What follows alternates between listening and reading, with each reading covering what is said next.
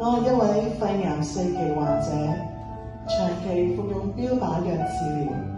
我擁有從神而嚟嘅平安。我係一位肝癌患者，我復發過4次，換過肝。我擁有從上帝而來嘅平安。我係一位4期卵巢癌患者，過去4年我無間斷咁接受化療。我擁有從上帝而來嘅平安。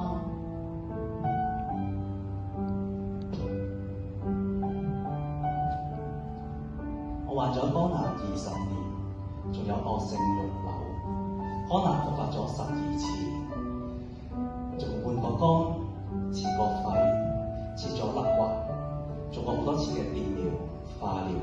我擁有從上帝而嚟嘅平安。縱然我哋一班癌症患者經歷好多艱難，但係感謝上帝嘅恩典同埋佢所賜下嘅平安，保守住我哋，帶領我哋走過每一個高山低谷。喺聖經詩篇第8篇3至5節，詩人描述咗我哋對上帝一份感恩嘅心聲。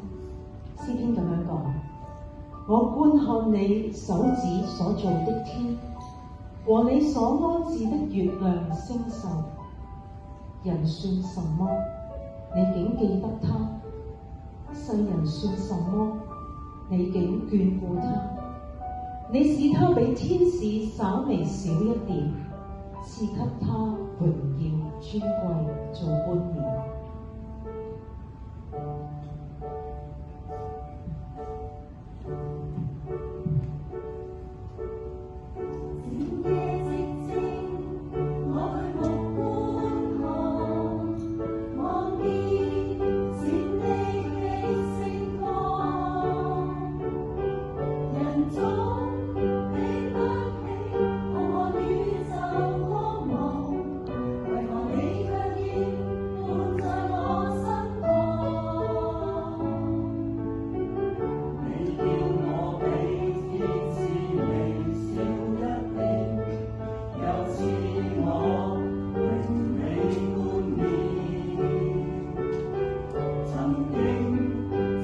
我仍要到你跟前。